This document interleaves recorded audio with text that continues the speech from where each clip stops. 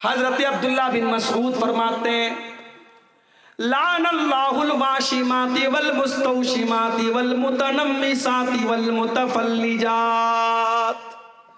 अल्लाह की लानत हो ऐसी औरतों के ऊपर जो टैटू बनवाती हैं, ऐसी औरतों के ऊपर जो टैटू बनाती हैं, और ऐसी औरतों के ऊपर जो टैटू बनवाती हैं। टैटू बनवाना हराम है, मर्द बनवाए तब भी हराम, औरत बनवाए तब भी हराम। आजकल बड़ा रिवाज चला है, शौहर बीवी के नाम का टैटू बनवा रहा है, बीवी शौहर के नाम का टैटू बनवा रही है। हराम है टैटू बनवाना। अल्लाह के नबी ने कहा, गुदना गुदवाने वाले पर और टैटू बनवाने वाले पर अल्लाह की लानत। वल मुतनम्मिसात, और अपने आईब्रो के बालों को नोचने वाली और अपने आईब्रो के बालों को छोटा करने वाली औरतों के ऊपर भी अल्लाह की लानत हो। हाँ, अगर किसी औरत का आईब्रो नॉर्मल से ज्यादा है, जो बाल औरत को नॉर्मल औरतों से ज्यादा है, उस बाल को रिमूव किया जा सकता है। जैसे बाज औरतों के चेहरे पर कुछ दाढ़ी वाड़ी के पास बाल आ जाते, उसको वो रिमूव कर सकती है। अगर किसी औरत की आईब्रो बहुत नॉर्मल औरतों से बहुत ज्यादा है, शक्ल भद्दी लग रही है, उसको नॉर्मल किया जा सकता है। मगर खूबसूरती के नाम पर, मेकअप के नाम पर अपनी आईब्रो को बिल्कुल उसको मिटा देना या छोटा करना, यह जायज नहीं है। अल्लाह के रसूल लानत कर रहे हैं। अब्दुल्ला बिन मसूद कहते हैं, अल्लाह की लानत तो ऐसी औरतों के ऊपर जो आईब्रो के बालों को नोचती हैं। वल मुतफल्लिजात, और अल्लाह की लानत तो ऐसी औरतों के ऊपर जो अपने बालों के बीच में गैपिंग करवाती हैं। उस जमाने में मेकअप का एक तरीका ये भी था, बालों के दांतों के बीच में गैपिंग करवाते थे। लेकिन आज दांतों के बीच में गैपिंग तो नहीं होती है। हाँ, कुछ लड़कियों के या औरतों के दांत जो हैं थोड़े टेढ़े होते हैं, बाहर की तरफ निकले होते हैं, तो उसको डेंटिस्ट के जरिए सीधा करवाया जा सकता है, क्योंकि वो भद्दा लगता है, वो नॉर्मल नहीं है। तो जो चीजें नॉर्मल नहीं है उसको ठीक किया जा सकता है, लेकिन नॉर्मल को बिगाड़ करके एब नॉर्मल करना ये सही नहीं। अल-मुग़य्यिराति ख़ल्क़ल्लाह, जो औरतें अल्लाह ताला की तख्लीक को बदलती हैं, अल्लाह ताला ने जैसा बनाया है उसको बदल करके अपने हिसाब से बनाने लगती हैं, ऐसी औरतों पर अल्लाह की लानत हो। ये किसने बयान किया? अब्दुल्ला बिन मसूद ने, बहुत बड़े सहाबी अब्दुल्ला बिन मसूद। जब उन्होंने ये बात बयान की, एक औरत थी कबीले बनु असद की, उसका नाम था उम्मे याकूब।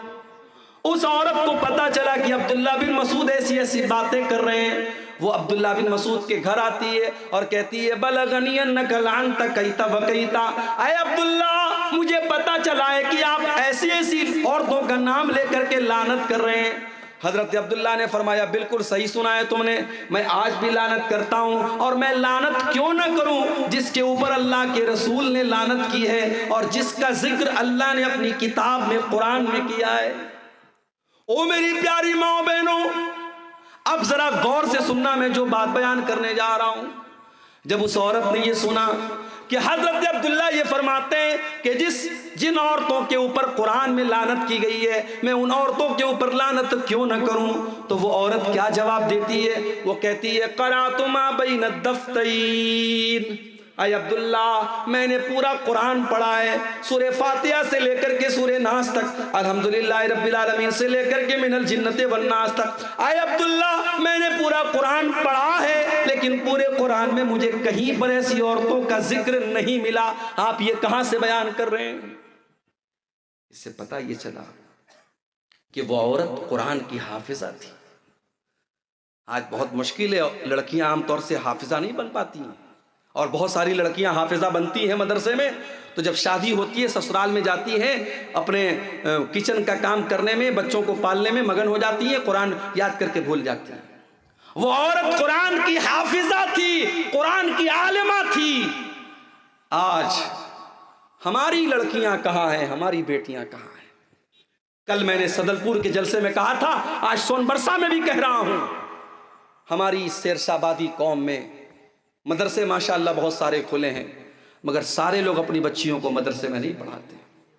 बहुत सारे लोग अपने बच्चियों को स्कूल में पढ़ाते, कॉलेज में पढ़ाते हैं, और सही है, जायज़ है, हराम तो नहीं है, पढ़ा सकते हैं, जरूरी तो है कि हर आदमी अपनी बच्ची को मदरसे में डाले।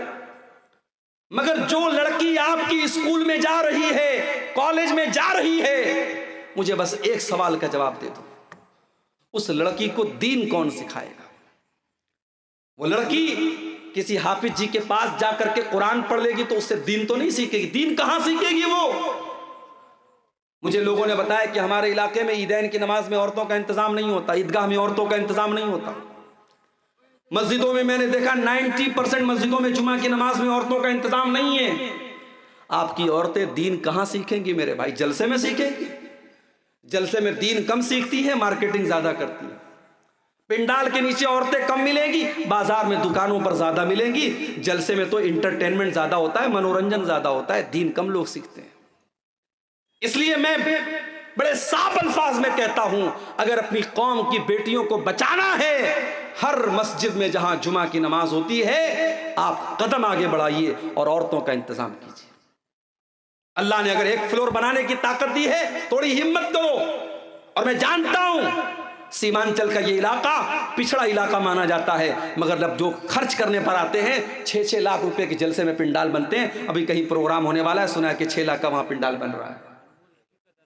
अभी कल कब्रिस्तान का चंदा हो रहा था सदलपुर में, लोगों ने बताया कि पूरे गांव में कोई घर ऐसा नहीं जहां से हमने कम से कम 5,000 रुपये चंदा ना लिया हो। जब काम करने पर इंसान तय कर लेता है कि मुझे ये काम करना है तो बहुत सारे रास्ते निकाल लेता है।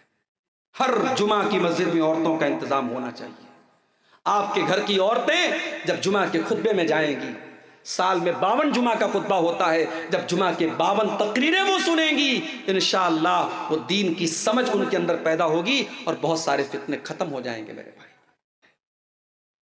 वो औरत, उसका नाम उम्मे याकूब था, उसने कहा अब्दुल्ला मैंने तो पूरा कुरान पढ़ा है, पूरे कुरान में मैंने कहीं पर भी उन औरतों का तज़किरा नहीं पाया जिन औरतों का नाम ले लेकर के आप लानत कर रहे हैं। हजरत अब्दुल्ला ने फरमाया अगर तूने ढंग से कुरान पढ़ा होता तो जरूर तुझे मिल जाता। क्या तूने कुरान के अंदर ये आयत नहीं पढ़ी, वमा आताकुमुर रसूल फखुज़ूहु वमा नहाकुम अन्हु फंतहू। मेरा नबी तुमको जो दे दे ले लो और मेरा नबी जिससे मना कर दे रुक जाओ। ऐ खातून, मेरे नबी ने ऐसी औरतों का नाम लेकर के लानत की है। जब मेरे नबी ने लानत की है तो समझो अल्लाह ने लानत की है, क्योंकि अल्लाह कह रहा है मेरा नबी जो दे दे ले लो, मेरा नबी जिससे मना कर दे रुक जाओ। कहती है हाँ अब आपकी बात समझ में आई। उसके बाद वो औरत कहती है अय अब्दुल्ला मुझे पता चला है आपके घर की औरतें भी टैटू बनवाती हैं, मुझे पता चला है आपके घर की औरतें भी आईब्रो सेट करवाती हैं।